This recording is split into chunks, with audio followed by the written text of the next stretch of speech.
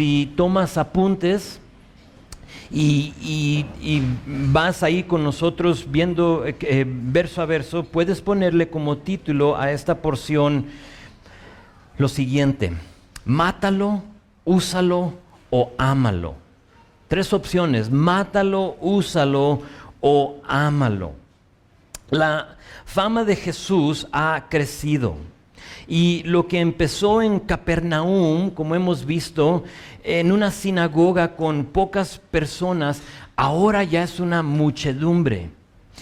Hemos visto aquí en los primeros capítulos del Evangelio de Marcos que corrió la voz acerca de Jesús, porque junto con su enseñanza, donde él entraba a la sinagoga y empezaba, hemos visto que su mayor responsabilidad y a lo que él venía era predicar, era enseñar, pero junto con eso Jesús hacía milagros. Y en los pocos capítulos que hemos estudiado hemos visto que ya ha liberado a varios endemoniados, físicamente ha sanado a varias personas, y todo eso junto con su enseñanza ha causado un escándalo, ha causado un alboroto entre la gente. Entonces nos podemos imaginar el ambiente. Y imagínate la sensación, imagínate la energía que ha creado Jesús en poco tiempo. La gente está viendo, se está alborotando, está corriendo la voz y hay una energía con todo esto. Aquí está la cosa. Aunque hay energía, aunque hay esa sensación y el ambiente es uno donde la gente tiene la expectativa de que algo bonito va a suceder, no todos se han acercado por motivos correctos. Había 3 tipos de personas dentro de la muchedumbre. Había aquellos que lo querían matar. Había aquellos que lo querían usar. Pero también había aquellos que lo querían amar. El primer grupo de los que acabo de mencionar lo vimos hace unas semanas en Marcos capítulo 3, ahí en versículo 6, donde dice que tomaban consejo entre ellos. ¿Para qué? Para destruirle, o es para matarlo. Unos querían matarlo, no les gustaba lo que Jesús representaba, lo que él decía, lo que él estaba haciendo, y por lo tanto unos querían matarlo. En Juan 6:26 vemos que Jesús le dice a la multitud que había encontrado al otro lado del mar, lo habían encontrado. Él se había retirado después de haber alimentado a los 5,000 allí en ese llano, donde los sentó y alimentó mínimo 5,000. Sabemos que más mujeres y niños pudo haber sido 10,000 personas, y después de haber alimentado a ese grupo, él se retira, se va al otro lado del mar, pero lo encuentran. Y vienen tras de él porque igual había hecho un milagro. Y Jesús, viendo a la multitud, les dice esto: fíjate, les digo la verdad, ustedes quieren estar conmigo porque les di de comer, no porque hayan entendido las señales milagrosas.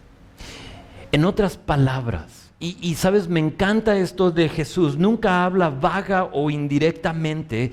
En otras palabras, les está diciendo: ustedes solo me quieren usar. Ustedes solo quieren algo de mí. Me están siguiendo porque me quieren sacar provecho. Y ahí con la gente, me imagino, con la boca abierta, como que sí, porque para muchos obviamente les convenció de lo que estaban haciendo. Allí en Juan 6:27 les dice: no se preocupen tanto por las cosas que se echan a perder, tal como la comida. Pongan su energía en buscar la vida eterna que puede darles el Hijo del Hombre.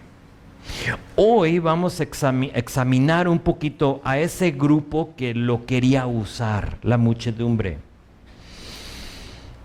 Entonces unos querían matarlo, otros querían usarlo, pero hay otro grupo de personas entre la multitud, y esos son los que lo querían amar.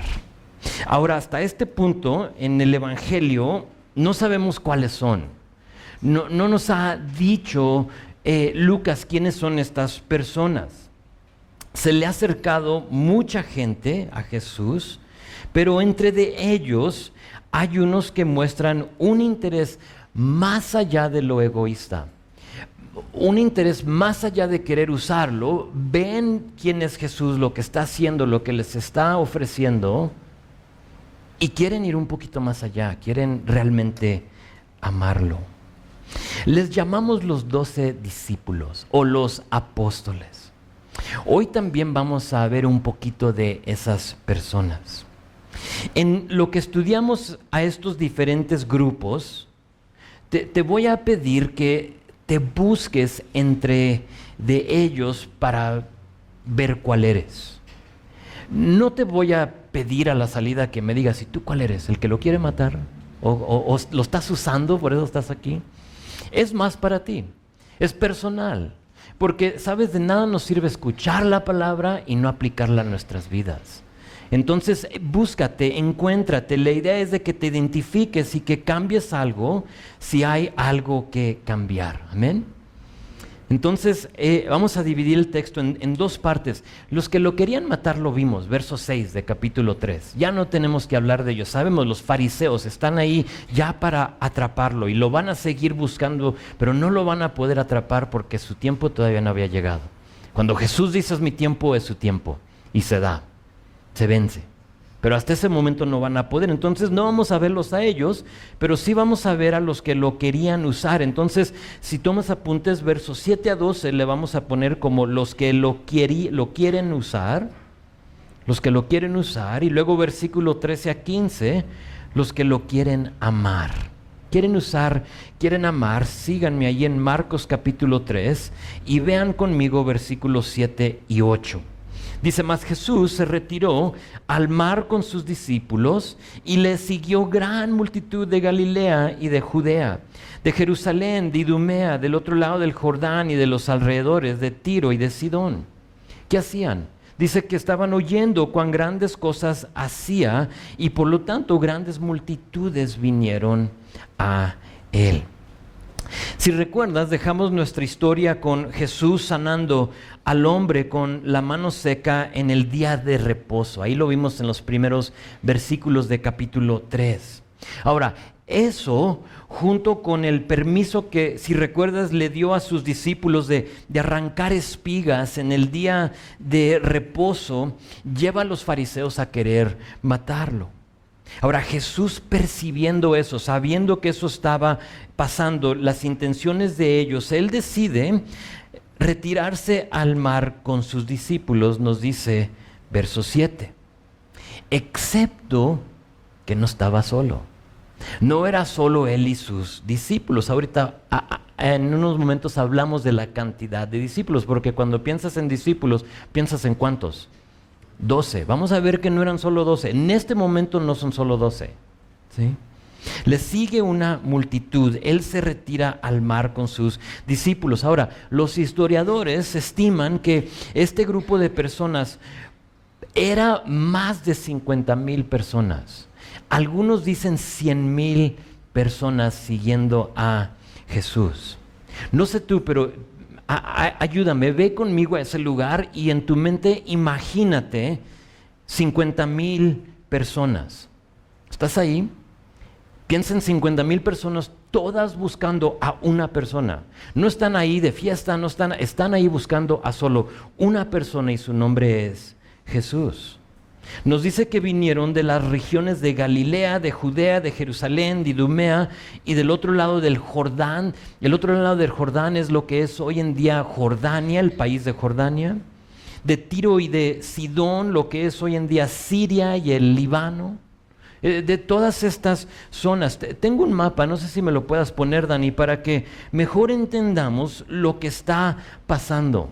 Entonces, no sabemos el lugar exacto, pero sí sabemos que está en el área de Capernaum, que Capernaum lo encuentras a un lado donde, sé que está en inglés, aguántenme un poquito, donde dice el mar de Galilea, y por lo tanto todas las flechas apuntan a ese lugar. Y están llegando del norte de unos 140 kilómetros. Están viniendo del sur, de Idumea, de Judea, de distancias de 160 kilómetros. del occidente de 65 kilómetros, del oriente de 35 kilómetros. Ahora, en coche no es mucha la distancia, pero tenemos que saber que en este tiempo esa era una gran distancia, haciendo que el modo de transporte, en ese tiempo era a pie o en asno o camello. Así es como tú andabas. Entonces venían de muchas áreas para buscar a Jesús. Ha corrido la voz. Y fíjate, eso sin Instagram, sin Facebook, sin Messenger, sin redes sociales. ¿Cómo corrió la voz? Interesante, ¿no? Dios está haciendo algo hermoso y está atrayendo a gente a este lugar a un lado del mar de Galilea. Estas personas que vienen tienen dos cosas o están haciendo dos cosas. Puedes ponerle dos cosas. La primera cosa es que tienen una disposición para hacer el viaje. Nos dice verso 8 que habían oído de las grandes cosas que hacía Jesús y porque escucharon, dicen vamos, hacemos el gasto, hacemos lo necesario, estamos dispuestos para ir. Y dicen vamos, una disposición. No solo una disposición, sino que a la misma vez estas personas tenían la expectativa de que Jesús les iba a solucionar su circunstancia, su padecimiento o tribulación. Van porque han oído que este hombre tiene el poder para solucionar mi circunstancia. Y quizá tú estás hoy aquí porque has oído de las cosas que Jesús hace y quieres saber un poquito más de ello. Tienes una curiosidad. Te quiero decir bienvenido. Bienvenido. Qué bueno que estás aquí, pero tengo que ser un poquito directo contigo. Aparte de solucionar tu situación inmediata, Jesús quiere solucionar tu situación eterna. Muchos llegaron a Jesús para usarlo. Esta multitud está ahí para ver qué pueden recibir de Él en inmediato. Vienen endemoniados, gentes cojos y ciegos y leprosos y todo. Ahorita va a usar la palabra plagas. Y vienen para solucionar su situación inmediata, mientras que Jesús está pensando en algo más allá de eso, más allá de lo inmediato. Tenemos que entender que Jesús vino con una y solo una misión, y su misión fue rescatar al ser humano de su pecado. Esa es la única misión de Jesús. Todo lo que Él hace antes o después de eso es extra, es como la cereza sobre del pastel. Vino para el pastel, para lo rico de ello. Y ya lo que tú le pones por encima, fruta, duraznos, lo que tú quieras, eso ya es extra. ¿Por qué? Porque nuestra mayor necesidad es el perdón de nuestro pecado, pero ¿sabes qué? A veces nuestra circunstancia actual nos nubla la vista. Y no lo vemos, no sabemos que eso es lo que realmente necesitamos. No podemos ver más allá de nuestra situación, sea la que sea, y por lo tanto no consideramos lo más importante, y eso es nuestra salvación.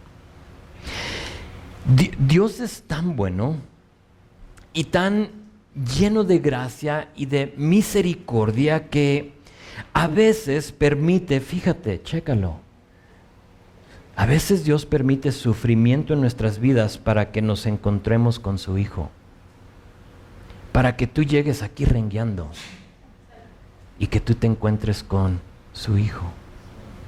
Que si lo que estás experimentando es simplemente para llevarte a los pies de Jesús. Ninguno de nosotros quiere sufrir, pero que si Dios lo está permitiendo para que tú llegues a Jesús. Y quizá tú has llegado aquí cargando con tus circunstancias, sea lo que sea, Y tú la traes, Señor, es este vicio, es esta cosa que no puedo deshacerme de, y lo más que me trato de despojar de ello, no puedo. Y tú vienes con esa cosa, con tu circunstancia, pensando, si solo puedo mostrárselo a Jesús, todo estará bien. Y estás ahí en la multitud. Si estás conmigo, 50,000 personas. Y ahí vienes tú con tu carga y haces a un lado a las multitudes y tumbas a gente, empujas a otros y logras estar enfrente de Jesús con tu carga en tus manos, y lo que quisiste que pasara no pasa. Noten que no dice que sanó a todos. Verso 10 dice que sanó a muchos. ¿Qué vas a hacer? ¿Qué vas a hacer cuando lo que tú quisiste que Jesús haga por ti no lo hace? ¿Vas a levantarte de ahí con el puño cerrado, enojado porque no te solucionó tu problema? Desafortunadamente muchos han hecho eso sin pensar que estuvieron delante del que quería dar más de lo que ellos pensaban e imaginaban. Va uno con esa carga, con esa situación, matrimonio, hijo pródigo, sea lo que sea. Si somos honestos, a veces nos acercamos a Jesús para usarlo. Pues en nuestra historia sabemos que ese es el caso, porque aquí en estos versículos hay miles de personas rodeando a Jesús, mientras que en unos momentos veremos que solo quedará una pequeña parte de esa multitud. Y todos quieren venir a Jesús para usarlo. ¿Qué tienes tú para mí? Vean lo que sucede, verso 9. Y dijo a sus discípulos que le tuviesen siempre lista la barca a causa del gentío, para que no le oprimiesen. Nos da a entender la cantidad de personas, ¿no? Usa unas palabras muy, muy interesantes, gentío, que lo oprimieran, o sea, que es básicamente que lo atropellen, que lo tumben, que acaben con él. No sé si tú has estado en un concierto o en un congreso, algo, quizá un partido en el Estadio Azteca. Ojalá que no entres a ese lugar, porque no tienes que ir a León, o sea, no vayas para allá. ¿Qué vas a hacer allá? Pero por si las dudas, tú entraste al Estadio Azteca. Piensa en eso. Ahora, el Estadio Azteca, si no me equivoco, caben como 87,000, 120, ok, a lo mejor pusieron más asientos. Yo vi por ahí que 87,000, pero bueno, imagínate ese lugar, pero no todos están viendo un partido, todos están viendo a solo a una persona y están viendo a Jesús. Porque tú sabes, en el partido no te dejan acercarte, pero aquí todos se están acercando y se están acercando, y Jesús sentía la presión y por lo tanto pide un plan B. Si me atropellan, si se descontrola esta cosa, vengan por mí y súbanme a la barca. Y eso es lo que está diciendo. Aguas, estén pendientes de mí. Verso 10. Porque había sanado a muchos, ahora nos dice por qué. De manera que por tocarle, cuantos tenían plagas caían sobre él. Y los espíritus inmundos, al verle, se postraban delante de él y daban voces diciendo: tú eres el Hijo de Dios. Mas él reprendía mucho para que no lo descubriesen. ¿Pueden imaginarse el ambiente? Imagínate los sonidos que están ahí, los gemidos de la gente. Para otros son llantos, ¿sí? Imagínate el dolor, tener un dolor que no puedes controlar con nada y estás gritando, estás llorando porque ya no puedes con ello. Están los invidentes que están haciendo a la gente a un lado. El cojo quizás se está arrastrando. Hay endemoniados. ¿Qué estarían haciendo ellos? Gritando. Les estaba saliendo la baba y espuma de la boca, o sea, no sabemos. Era un gentío, pero aún entre ellos había gozo, porque había aquellos que en ese momento Dios les estaba sanando. Y te imaginas el gozo que había en unos mientras que otros lloraban, otros gemían. Nos dice que unos tenían plagas, y eso, yo no sé tú, cuando yo pienso en plagas, pienso en las plagas de Egipto. Pero no es necesariamente una plaga tal cual, sino que la palabra da a entender más una calamidad o una desgracia. Viene gente con una calamidad, un problema, sea lo que sea. Mientras que otros endemoniados. Estos endemoniados, quiero que veas esto, dice que ellos clamaban estos demonios y decían: tú eres el Hijo de Dios. A lo que yo en mi mente me imagino a Satanás, porque sabemos que son minions de Satanás. Y yo me imagino a Satanás con su mano en su frente diciendo: ¿qué están haciendo? ¿Por qué? No los mandé a confirmar quién es, qué les pasa. ¿Por qué están confirmando quién es este hombre? Pero aquí está la cosa, y quiero aterrizar esto de este pasaje, y necesito que me escuches bien. No importa quién seas, cuando te encuentres de cara a cara con el Creador del mundo, con Jesús, no te queda otra más que reconocer quién es. Pero aún así, sabes que hay gente que lo reconoce, aún los demonios lo reconocen, pero siguen simplemente queriéndolo usar. Yo, lo que me convenga a mí, eso quiero de Jesús. Y si no cumples con lo que yo quiero, entonces fuera contigo de mi vida. Mi oración es que no seamos solo aquellos que le reconocen, sino que aquellos que se rinden ante Él. Muchos aquí lo están reconociendo, pero no todos se rinden. Hay una gran diferencia en reconocer y rendir. Verso 12 dice que a estos demonios que estaban confirmando quién es Él, dice que a Él los reprendía mucho para que no le descubriesen. Ahora, ¿por qué? ¿Por qué los está reprendiendo? Porque reprender es básicamente le está diciendo: callen, no hablen.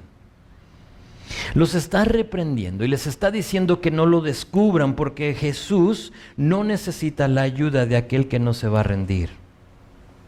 No necesita la ayuda, porque no hay poder en las palabras de alguien que no tiene testimonio de lo que Él ha hecho en su vida.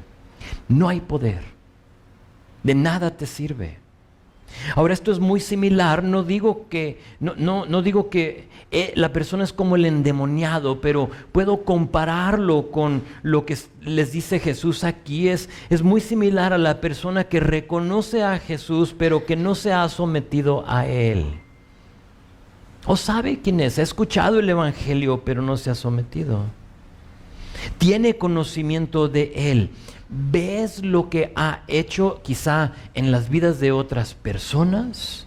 Aún en la tuya. Porque noten que a los que sanó y a los que expulsó de los demonios no eran creyentes todos. Y aún Jesús hace cosas maravillosas en nosotros y vemos lo que Él ha hecho. Sabes cuál es su nombre, pero no te le has dado el señorío, en tu vida. Sigues haciendo lo que tú quieres, pero a la misma vez lo quieres descubrir. Y dices: oh, yo quiero hablar de Él.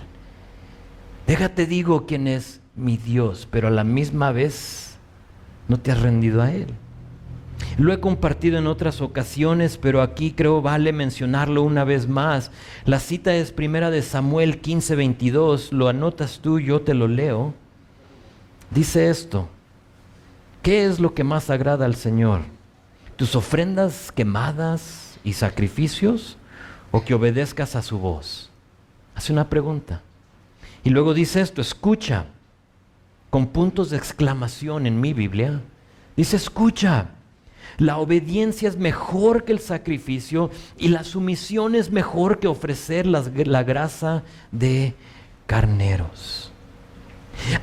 A los que solo reconocían, pero no vivían para Él, les dice: callen, no me descubran, no necesito tu ayuda, mejor ríndete, está diciendo. ¿Qué te está diciendo Dios esta mañana a ti?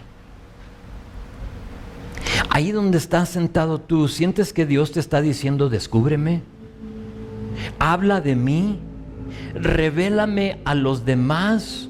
¿O te está diciendo: tú calla, tú mejor obedéceme, sométete, ríndete a mí y luego descúbreme? Dios no necesita la ayuda de una persona que no se quiere rendir a Él. Hemos visto los que querían usarlo. Ahora vamos a ver los que querían amarlo. Ahora les recuerdo, el Evangelio de Marcos va rápidamente de escena en escena. ¿Recuerdan que es una película de acción? O sea, Marcos no pierde tiempo, va de una historia a otra, y no sabemos cuánto tiempo estuvo ahí Jesús sanando a la gente, no nos dice. ¿Pudo haber sido días? O sea, son 50,000 personas, ¿cuántas pudo atender en un día? Pudo haber sido días, horas, no sabemos, pero lo que sí sabemos es que en los próximos versículos, después de que Jesús ya dice: ya, o sea, es todo lo que voy a hacer por hoy, se va a apartar de la muchedumbre. Vean la siguiente división, es versículo 13 a 15, lo que le pusimos como subtítulo: los que lo quieren amar.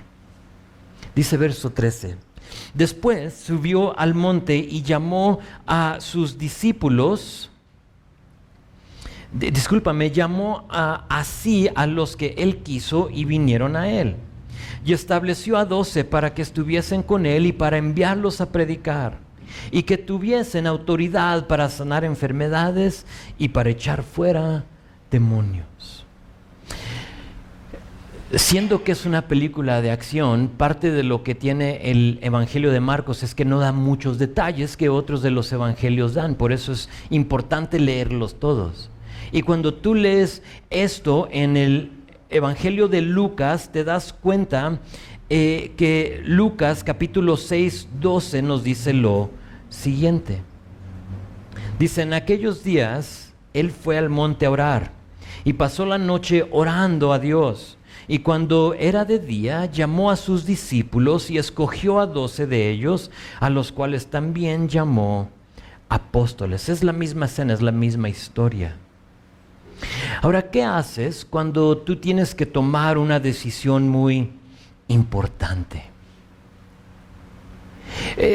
Pesas los pro y con. O sea, esto me conviene, esto no me conviene. ¿Qué haces? Creo que es algo prudente hacer, es ver esas cosas, pero ¿qué más haces? Creo que aquí de Jesús podemos aprender algunas cosas que nos pueden ayudar para saber cómo tomar decisiones. Quiero que veas aquí de lo que te compartí. Bueno, aquí no lo dice también en Marcos, dice que subió a un monte. Subió a un monte. A lo que yo nos tengo que decir que algunos de nosotros necesitamos aprender cómo subir al monte. Es decir, no tomar una decisión hasta que nos hemos apartado de todo para estar a solas con Él. No dejes que la presión de que si no decides hoy, se te pasa la oferta, amigo. Es presión. Está bien. Me gusta lo que dijo una persona cuando a él, ya sea que vayas a comprar un carro, una casa, tú sabes, quieres rentar una casa y te dicen, ya me están llamando 2, 3, 4 personas. Y si tú no la rentas en este momento, se te va a pasar. Me gusta lo que dijo una persona, escuché que les dice, ¿sabes? Lo que quiero hacer mejor es orar, porque ¿qué si la otra persona es la persona o la familia que Dios quiere aquí? No se las quiero quitar. Entonces, ¿por qué no nos esperamos? Y si es para ellos, allá, excelente para ellos, Dios tendrá otra cosa para mí. Pero no nos gusta eso, y la presión, o sea, esas tácticas son para que nosotros hagamos así decisiones inmediatas, ¿no? Y después nos enganchan y estamos ahí, decimos, híjoles, las goteras y todo lo demás, ¿por qué renté esta casa? Toma tiempo, apártate, sube al monte. Esto me está hablando a mí mucho. En lo que lo estaba estudiando, yo veo que fallo en esta área muchas veces. Nos pregunto, ¿cuándo fue la última vez que nos desconectamos de todo y nos apartamos? ¿Apagaste el celular? ¿Apagaste la tele? ¿Apagaste la radio? Todo lo demás y simplemente subiste al monte. Subió al monte primero Jesús y no solo se apartó y subió, sino que Lucas nos dice que oró. Fue al monte a orar, a orar. Ya que estamos a solas con Dios, ahora hay que orar, hay que buscar de Dios.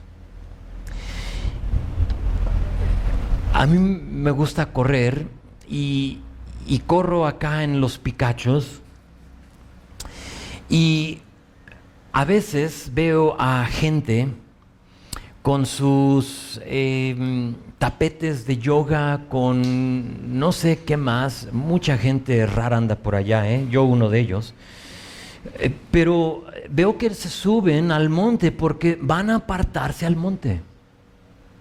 Y sabes, porque traen su tapete de yoga, me imagino que van a subir para contemplar el ombligo o alguna otra cosa que hacen los de yoga, ¿no? Es algo que hacen, o sea, piensa en tu ombligo y vas a llegar a este lugar donde ya simplemente vas a estar libre de todo y yo sé, me río de ello, pero es real. Gente lo hace y ponte en la posición y haz esto y veo que gente va a apartarse, pero no van a apartarse a orar. Van a meditar en ombligos y otras cosas. A nosotros nos llama el Señor a orar. Dice Deuteronomio 4:29, si buscas al Señor tu Dios con todo tu corazón y con toda tu alma, lo encontrarás. Lo encontrarás. Aquí está el problema, algunos de nosotros no nos subimos al monte. Lo queremos buscar, pero no estamos a solas con Él. Jeremías 29:13 dice, me buscarán y me encontrarán cuando me busquen de todo corazón. Jesús sube y Jesús ora. Pero no solo oró, sino que nos dice Lucas que pasó toda la noche en oración. Si había alguien que podía tener esa conexión con Dios, esa respuesta así inmediata con Dios, sería Jesús, ¿a poco no? De que subo, no, Señor, no tengo mucho tiempo, tengo 50,000 personas que me están esperando acá, sí, entonces subo rápido y vuelvo. Pero Jesús tenía una decisión muy importante que tomar y no fue solo orar. Y me gusta lo que dijo un pastor, dijo, cuando vayas a orar con Dios, y esto es algo que todavía estoy aprendiendo yo, dice, ora y luego después de que ores, empieza a orar. Oh, me gusta eso. No le pongo un tiempo, una hora, media hora, sino que ora y cuando tú piensas que ya has orado, entonces de veras ahora sí ponte a orar. Ora más. Oró, pasó toda la noche en oración. Y sabes, de vez en cuando la respuesta no es inmediata. Oramos y Dios no nos responde. Si tienes que pasar toda la noche delante de Él, hazlo. Hazlo, te animo a pasar la noche con Él. Sé que a veces no es posible. Trabajamos, tenemos quehaceres, pero sí te animo a ser persistente con Dios. Si no tienes el tiempo para pasar toda la noche, pero has orado y luego una vez más oras y Dios no te responde, sé persistente. Anota ahí a un lado de eso Lucas capítulo 18. Es la parábola de la viuda insistente o persistente. Lee su historia. Fíjate lo que pasó con ella. Eso hizo Jesús. Eso hizo Jesús. Y después de orar, de pasar toda la noche, vean lo que hace en verso 13. Dice que llamó así a los que él quiso y vinieron a él. Ahora, ¿cuántos serían? 12. No son 12. ¿Ves? De ellos va a escoger 12. Léelo bien. Dice que llamó a él los que él quiso y vinieron a él. No sabemos cuántos eran 100, eran 200, eran 500 de los 50,000. No tenemos una idea, no sabemos, pero de esa cantidad de personas, escoge a 12. Ahora, nota que les llama en Lucas discípulos. Eran discípulos. Ahorita vemos lo que significa ser un discípulo. Ahora, Jesús tuvo que pasar tiempo en oración toda la noche, subirse a un monte, a estar a solas con Dios, porque estos 12 iban a hacer 3 cosas. Y era una decisión muy importante. Me imagino que parte de esa noche oró por Judas Iscariote. ¿Lo selecciono, sí o no? Señor, ¿qué hago? ¿Me va a traicionar? ¿Lo elijo, sí o no? Y otra vez, Señor, ¿qué hago? Creo que Él es, pero ¿qué hago? Y una vez más, buscando a Dios, pero era algo importantísimo lo que estas personas iban a hacer. Nota conmigo verso 14 y 15, nos dice de 3 cosas que hacían estas personas. Iban a estar con Él, ¿lo ves? Después de estar con Él iban a predicar, iban a tener autoridad para sanar y echar fuera demonios. Consideren algunas cosas conmigo en estos últimos versículos de hoy. 1. Antes de predicar y de tener autoridad tuvieron que ¿qué? ¿Qué dice? Que estar con Él. Que estar con Él. Regresamos a lo mismo que dije hace un poco. No hay poder en las palabras de alguien que no tiene testimonio de lo que Él ha hecho en su vida. Es solo a través de pasar tiempo con Él que uno tiene algo bueno que decir, ¿a poco no? ¿Qué más vas a decir si no has pasado tiempo con Él? Vuelves a ser aquella persona que solo lo quiere usar. Señor, quiero estar contigo porque tengo una lista, y luego te sueltas orando y le dices una lista de 100 cosas. Gracias, Señor, eres tan bueno. Adiós. Y no pasaste tiempo escuchando de Él. ¿Qué quieres, Señor, de nosotros? Simplemente estando con Jesús, iban a aprender de Él. Y cuando tú estás en tu palabra, porque quizá nosotros no lo tengamos físicamente como ellos lo tuvieron ahí, pero ¿qué crees? Aquí lo tenemos. Y tenemos su principio, tenemos lo que Él vivió y tenemos su fin. Y nos dice la palabra que Él está sentado a la diestra del Padre. Entonces sabemos que tenemos a un Dios, a un Jesús vivo. Y si es un Jesús vivo, entonces Él sigue estando con nosotros. ¿Estás conmigo? Él está con nosotros. Estar con Él, pero después de estar con Él, dice que los mandó ¿a qué? A predicar.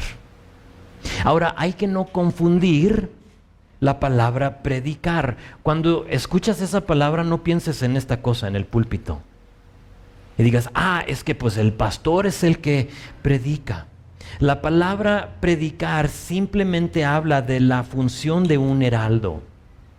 Entonces piensa mejor en un heraldo. De alguien que abiertamente proclama algo que sucedió. Por eso es tan importante primero estar con Él y rendirte a Él, porque si no haces eso, ¿qué vas a proclamar? ¿Qué vas a decir? ¿Las cosas que ha hecho en las vidas de otras personas? Mejor déjalos que ellos lo digan. O lo que está haciendo en ti. Con esa definición de ser un heraldo, alguien que proclama algo, entendemos que todos hemos sido llamados a predicar las buenas nuevas de Jesucristo. Esa obra no es solo del pastor. Esa responsabilidad no es solo mía. Todos hemos sido llamados a proclamar lo que ha sucedido. Entonces, están con Él. Después de estar con Él, iban a predicar. Y luego la tercera cosa es que iban a tener autoridad. Estar con Él, predicar y tener autoridad. Ahora, a propósito, solo me enfoqué en esa frase. ¿Sabes por qué? Porque muchas veces nos enfocamos en las palabras sanar y echar fuera en lugar de la autoridad con la cual lo hacían. Y queremos, recuerdo una hermanita que me dice, mi don es echar fuera demonios. Ah, caray. ¿Y te encuentras con muchos? Porque yo no muy seguido topo con ellos.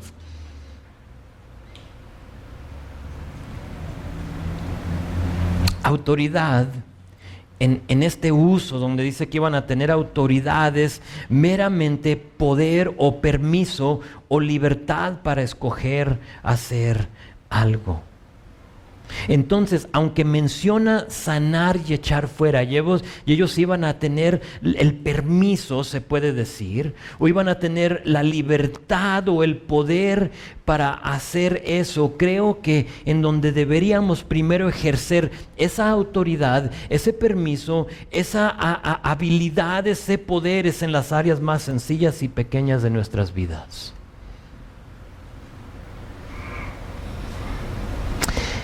A veces queremos echar fuera demonios, mientras que estamos descuidando el poder y la autoridad que Dios nos ha dado para atacar las cosas pequeñas de nuestras vidas. Para decir, Señor, ya no tiene poder sobre de mí esa cosa que tan fácil me tropieza. No porque yo me estoy arremangando, sino porque Dios me ha dado la autoridad. He estado con Él. Estoy compartiendo quién es Él porque estoy en su palabra.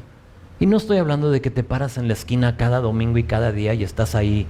Es que vives una vida, un hábito donde estás buscando a Dios las oportunidades para hablar de Él. Y luego después de eso viene una autoridad. Esto tiene un orden. Primero estuvieron con Él y luego proclamaban y después tuvieron autoridad. Ahora, eso puede desanimarnos, ¿a poco no?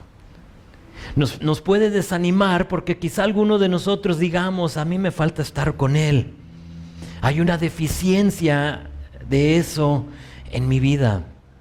No estoy con Él como lo estás describiendo, pastor. O quizá para otros digamos, es que estoy con Él, reconozco que estoy con Él, pero a mí me cuesta proclamar. Y me he perdido las oportunidades de hablar de Él. ¿Sabes qué? Dios lo entiende y necesitamos entender nosotros que estas personas o estas cosas, mejor dicho, que nos está pidiendo aquí, o lo que está diciendo aquí, no eran requisitos para el ministerio o para una vida cristiana. No eran requisitos, no eran cosas como que tú eres esta cosa y ahora eres mi hijo. No. Estamos a punto de ver la semana que entra, y lo iba a hacer hoy, ver los nombres y las vidas de estos 12 varones, pero le estaba contando a David, mejor creo que voy a usar la próxima semana para dedicarle el tiempo para ver uno por uno a cada uno de estos 12 hombres. Su vida y su muerte. 10 de ellos mártires. Pero estamos a punto de ver a los hombres que fueron escogidos. Y te tengo que decir que ninguno de ellos eran o tenían estas cualidades cuando Jesús los escogió. Lo único que tenían era un amor genuino por Él. Nosotros ya no somos aquellos que te quieren matar, nosotros no somos aquellos que te quieren usar, sino nosotros somos aquellos que te queremos amar. Y con eso dice Dios, ok, ven, pasa tiempo conmigo, pasa tiempo conmigo, habla de mí y ahí te va el poder. Me encanta lo que dijo un pastor de estos hombres, de estos 12 hombres. Dijo, Jesús no los llamó por quienes eran, sino por quienes serían. Oh, fíjate en lo que dijo. Jesús no los llamó por quienes eran, sino por quienes serían. Dios hace lo mismo con nosotros. Nos escoge no por quienes somos. Tú te conoces, yo me conozco, pero por quién puedo ser en Él. Una vez más, noten el orden. Jesús se apartó, tenía una decisión importantísima que tomar y se separa de los demás. Jesús oró toda la noche.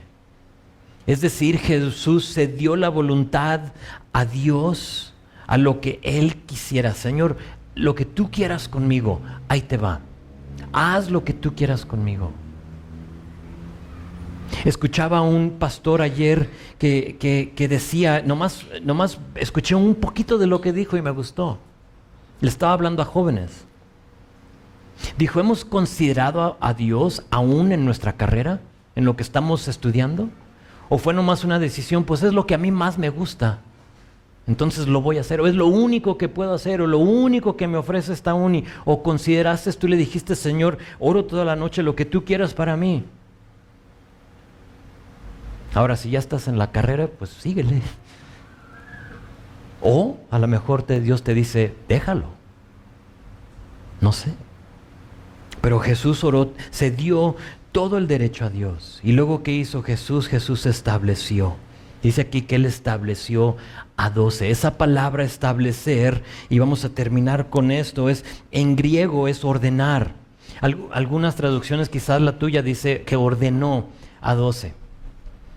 Es lo que hacemos nosotros si vamos a poner a alguien como pastor, asistente o otro.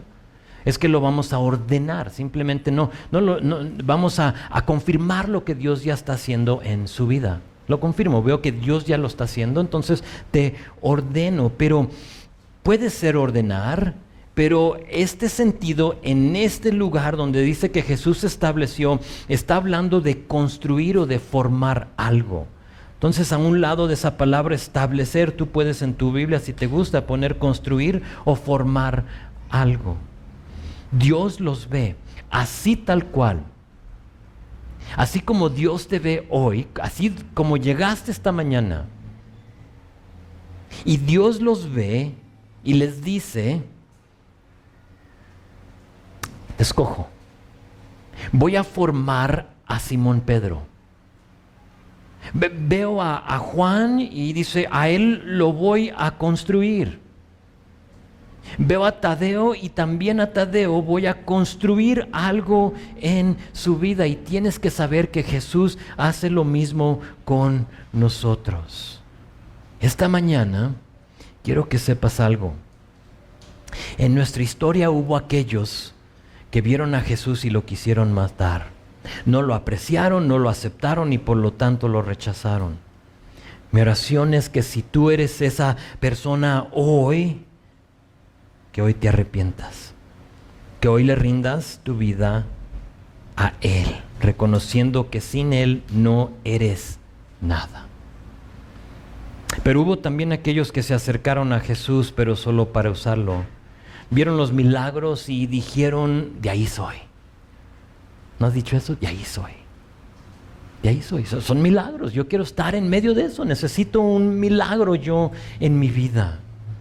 Solo que era una cercanía egocéntrica. Aguas con la cercanía egocéntrica con Jesús. Si tú llegaste a Jesús por alguna otra razón, aparte del perdón de tu pecado, te animo que empieces de nuevo hoy. Noten que en la historia Jesús buscó la barca para alejarse de esa persona que solo lo buscaba usar. Si tú solo me vas a querer usar, entonces me tengo que retirar de ahí. ¿Le sanó? Claro que le sanó a muchos. expulsó demonios, claro, les compartió la palabra también, pero a final de cuentas no se acercaron a Jesús, sino que por su propio interés.